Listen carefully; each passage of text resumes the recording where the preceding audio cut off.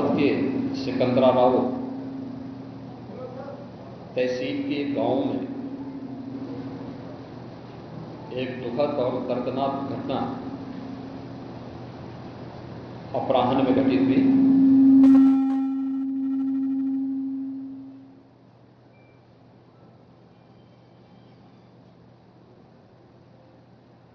इस पूरी घटना के तह तक जाने के लिए शासन स्तर पर हम लोगों ने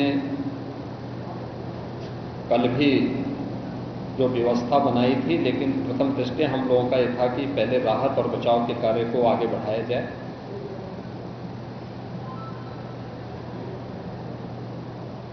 इस पूरी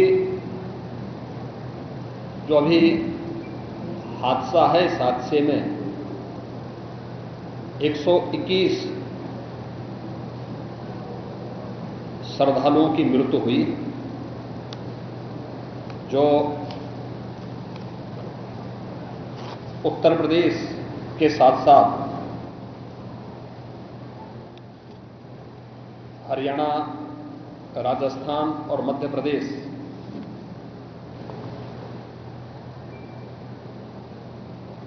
से भी जुड़े हुए थे। उत्तर प्रदेश में हाथरस, बदायूं, कासगंज, अलीगढ़, एटा, ललितपुर, शाहजहांपुर, आगरा, फिरोजाबाद, गौतम बुद्ध नगर, मथुरा, औरैया, बुलंदशहर, पीलीभीत, संभल और लखीमपुर खीरी, इन 16 जनपदों के भी कुछ श्रद्धालु जन थे जो इस हादसे के शिकार हुए हैं।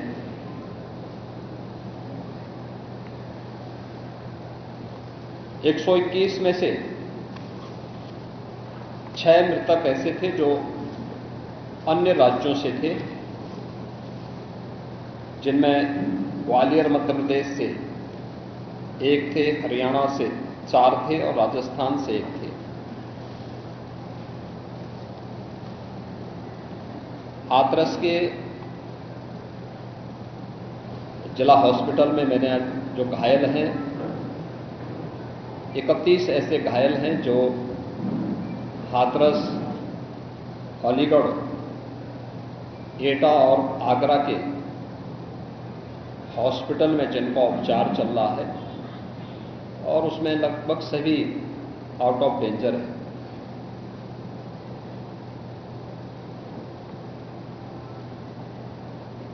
हादसे के बारे में जो वहां के चश्मदीद हैं, जो इस घटना के शिकार हुए थे, गंभीर रूप से घायल हो गए थे, उनमें से ज्यादातर जो लोग हैं जिनसे आज मैंने बातचीत भी किया है,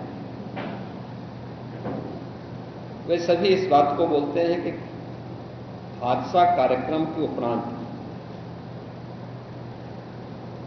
जब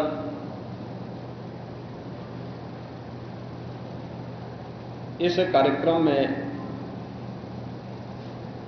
जो सज्जन वहां पर अपना उपदेश देने के लिए आए थे,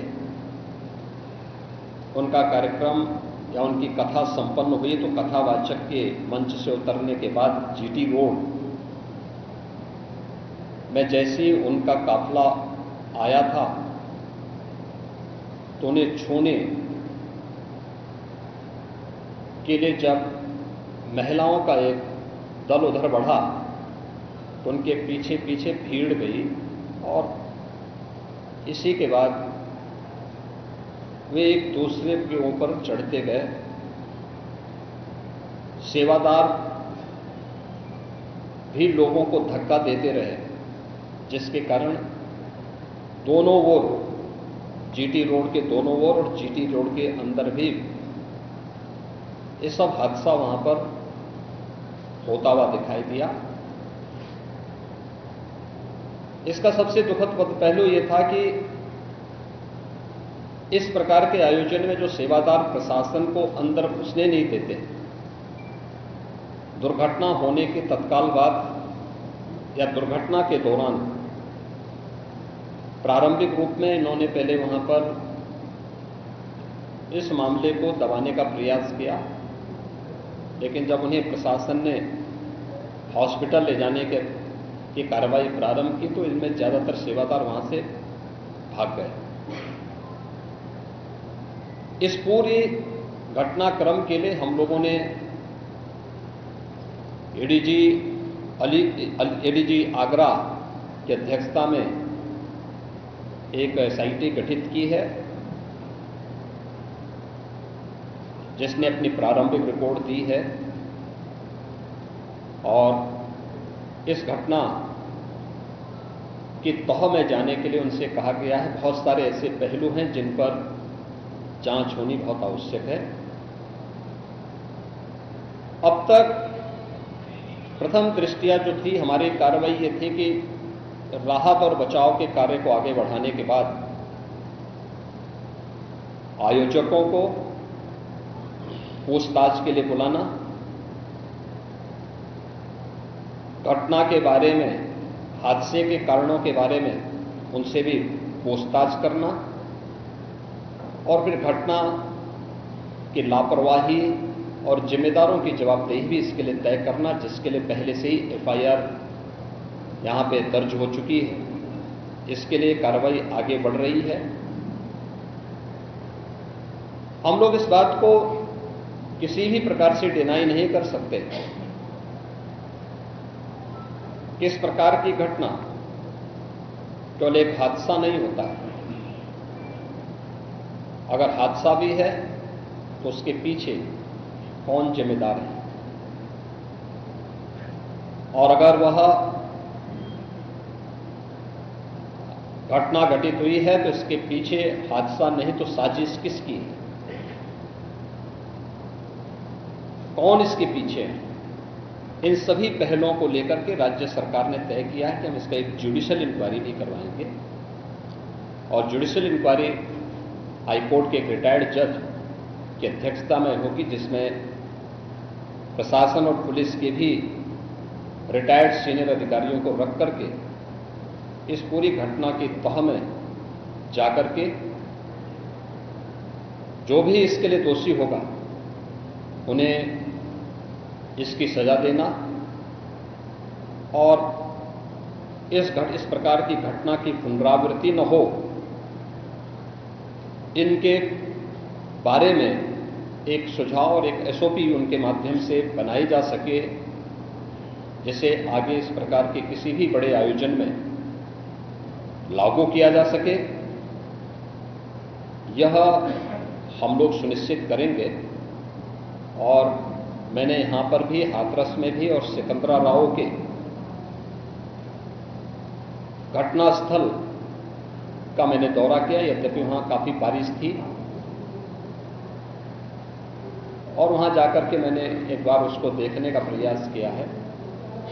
यद्यपि प्रशासन ने पहले से इसके मैप भी बना के तैयार किए थे और भेजे भी थे, लेकिन हादसे के कारणों की प्रारंभिक व्यवस्था देखी जा सके इसको देखने के लिए वहां पर मैं स्वयं गया था। और हमारे 3 मंत्री यहां पर कल से ही कैंप कर रहे थे। मुख्य सचिव और पुलिस महानिदेशक भी यहां पर कल से ही कैंप कर रहे हैं। सीनियर अधिकारीगण भी यहां पर पुलिस और प्रशासन के अधिकारीगण यहां पहले से ही कैंप करते हुए इस पूरी घटना के लिए जिम्मेदारों की जवाबदेही तय करने की भी दिशा में आगे कार्रवाई की जा रही है, जिसमें कुछ विशेष दल बनाए गए हैं जिनमें अलग अलग जनपदों में उनकी कार्रवाई अब प्रारंभ होगी और प्रारंभिक जांच के बाद आगे की कार्रवाई को हम लोग आगे बढ़ाने का कार्य करेंगे। यह यहाँ की घटना के बारे में था और जुडिशियल इंक्वायरी के बारे में आज ही इसके नोटिफिकेशन शासन के द्वारा भी जारी हो जाएगी। महाराज जी,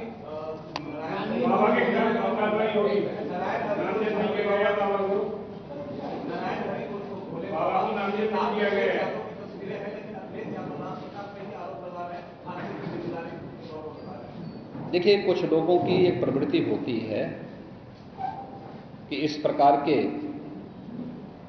दुखद और दर्दनाक घटनाओं में भी वे राजनीति ढूंढते हैं।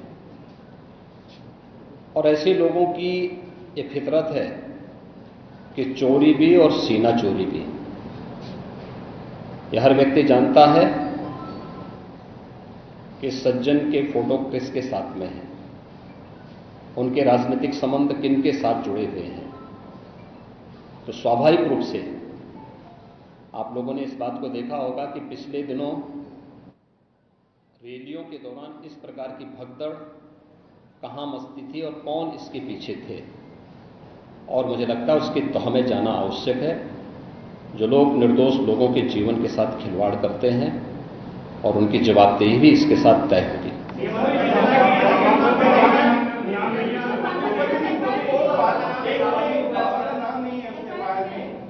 आपने कहा कि ऐसे आयोजनों में प्रशासन को घुसने की इजाजत नहीं होती है, तो ऐसा क्यों होता है कि क्या भविष्य में ऐसी चीजें ना हो? देखिए,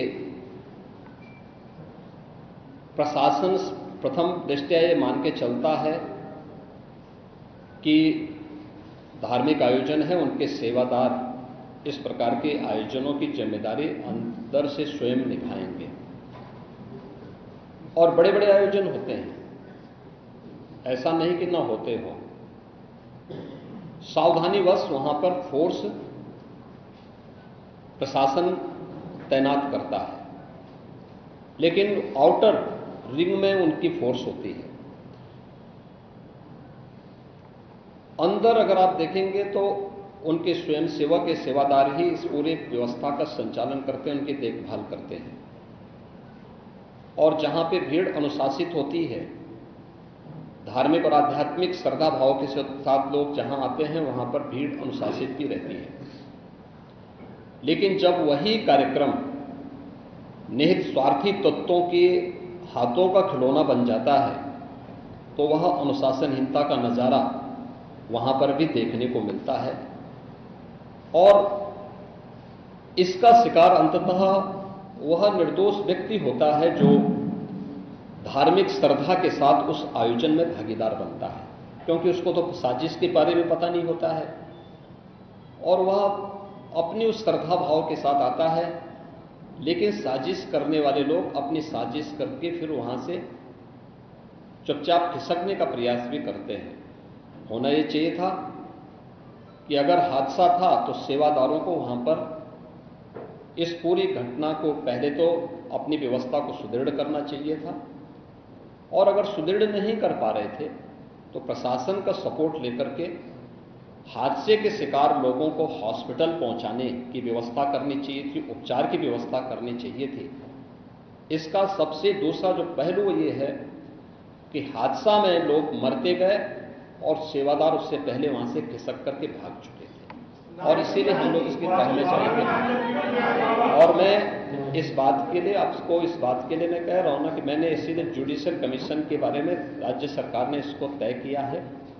हम इसके तहत निष्कर्ष पर आएंगे और इस प्रकार के बड़े बड़े आयोजन हम लोग करते रहे हैं, लेकिन कहीं भी कोई इस प्रकार की चीजें नहीं आई है। और मुझे लगता है हम लोगों ने इस प्रकार के बड़े बड़े आयोजन हमेशा किए हैं, कुंभ जैसे बड़े आयोजन किए हैं, बड़े बड़े कार्यक्रम होते रहे हैं। लेकिन इसीलिए मैंने कहा कि इसकी तह में जाना आवश्यक है कि आखिर इसके पीछे कौन लोग इसके लिए जिम्मेदार हैं। दूसरा, राज्य सरकार ने और केंद्र सरकार ने, देखिए कि एफआईआर एप्लीकेशन परमिशन के लिए जिन लोगों ने दी थी, प्रथम दृष्टया पहले एफआईआर उनके खिलाफ होती है और इसके बाद फिर उसका दायरा बढ़ता है। ये सभी अन्य लोगों के दायरे में आएंगे, जो भी इसके लिए जिम्मेदार होंगे वो इसमें आएंगे। केंद्र और राज्य सरकार ने आर्थिक सहायता की भी घोषणा की है। जो निर्दोष लोग इस पूरे हादसे के शिकार हुए हैं, उनके जो नाबालिग बच्चे हैं, जो स्कूल में पढ़ने वाले बच्चे हैं, उनको हम उत्तर प्रदेश मुख्यमंत्री बाल सेवा योजना के अंतर्गत उन बच्चों की पढ़ाई की व्यवस्था हम लोग राज्य सरकार से करवाएंगे। उन्हें जिस भी स्कूल में पढ़ रहे होंगे, जिन भी संस्थाओं में पढ़ रहे होंगे, या उनके स्कॉलरशिप आदि की व्यवस्था के लिए भी राज्य सरकार ने तय किया है। और प्रत्येक मृतक के परिवारजन को भी केंद्र और राज्य सरकार मिलकर के 4 लाख रुपए की सहायता और गंभीर रूप से घायल व्यक्ति को 1 लाख रुपए की सहायता दे रही है। धन्यवाद।